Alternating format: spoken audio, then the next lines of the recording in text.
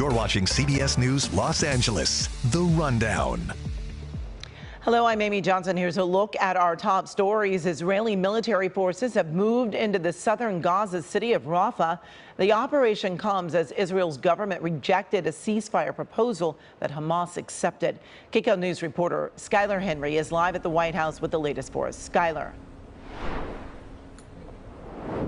Hey, Amy, good afternoon to you. But we should point out there that Israeli negotiators are still at that table in Cairo right now as they are looking to find common ground and get to a ceasefire. At least that is what the U.S. and regional partners' hopes are. But as you pointed out, certainly still aggression in terms of the Israeli Defense Forces as they continue to move forward to southern Gaza, many on edge about what might happen next. The Israeli army released this video showing its tanks rolling into the border crossing connecting the southern Gaza city of Rafah and Egypt. This does look like the prelude of a major military operation. We have not yet seen that operation commence. Rafah is Hamas's last stronghold, and some families of Israeli hostages say they're worried a full-scale military operation will endanger their loved ones. We watch in horror as the military operation in Rafah unfolds. Israel has warned civilians in parts of Rafah to flee, but the U.S. says Israel has not done enough to protect the more than 1 million Palestinians taking refuge in the city. CBS News has confirmed the U.S. has postponed the delivery of some ammunition to Israel, with one official saying that the holdup is designed to send a message about the Biden administration's opposition to the Rafah operation. A major military operation would put at risk civilian lives.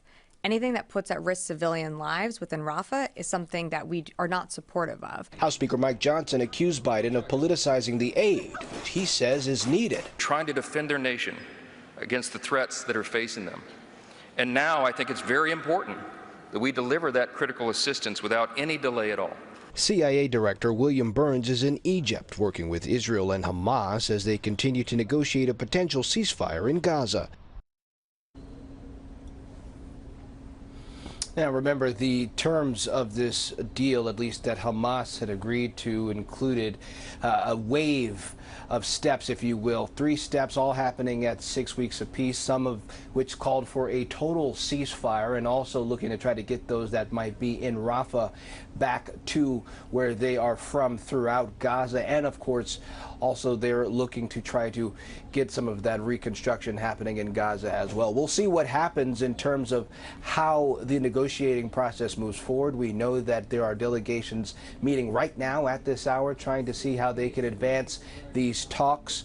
What comes from that remains to be seen. We're here at the White House. I'm Skylar Henry. Amy, back to you. All right, Skylar Henry live at the White House for us. Thank you. An investigation is underway after stabbing and shooting at an East Hollywood metro station. The LAPD says it all started this morning after a man pulled the train's emergency brake near the Vermont Sunset Station. The man then pulled the brake a second time when the train started moving again. 2 security guards then followed that suspect off the train, and things took a violent turn.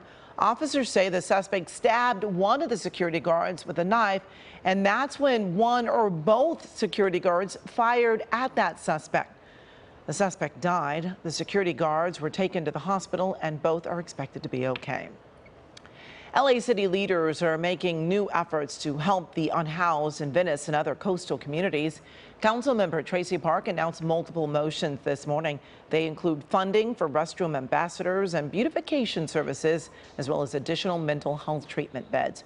Park hopes the new services will help the homeless and make Venice safer.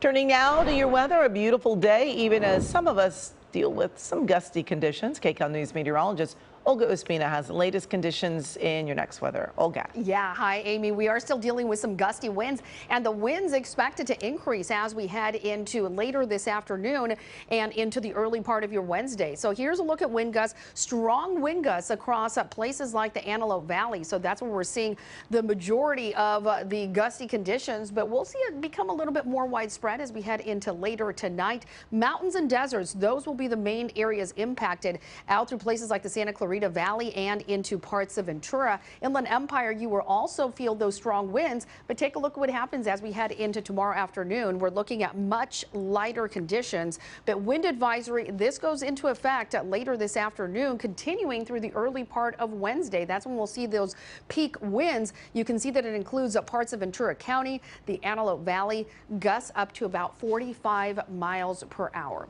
Let's take a look at current conditions. It is a beautiful day. We are seeing the sunshine outside in places like Long Beach, checking in at 70 degrees, and even some spots already in the 80s. We have Woodland Hills at 80 degrees, upper 70s, getting close to 80 for Lancaster into Palmdale. As we head into the LA area, 72 in downtown Los Angeles, 73 in El Monte.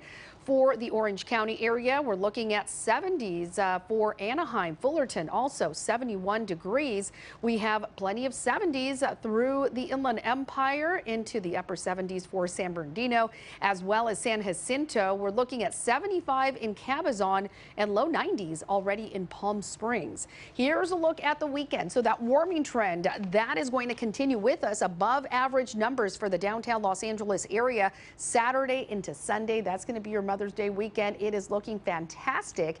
And here is a check of rain chances. We are going to remain dry as we head into the next few days and even early next week. You will see it here on Futurecast, that ridge of high pressure building just off the coast. That's going to keep any kind of storm system away from us. It is going to bump up those temperatures, and a lot of those inland spots will be getting into the 80s in the coming days, if not already today. We saw Woodland Hills already in the low 80s.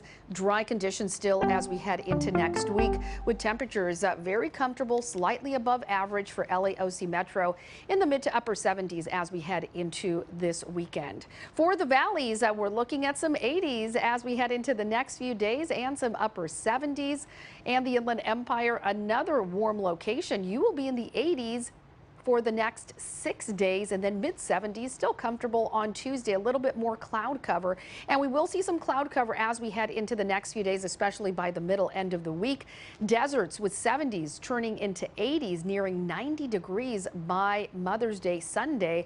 Mountains, you will be in the 60s, turning into 70s by the weekend, and a mix of 60s and 70s along the coastline. But those inland spots looking good. Some 80s expected this week. So, Amy, a pretty nice week ahead for us with no rain in the extended forecast. All right, Olga, thanks so much.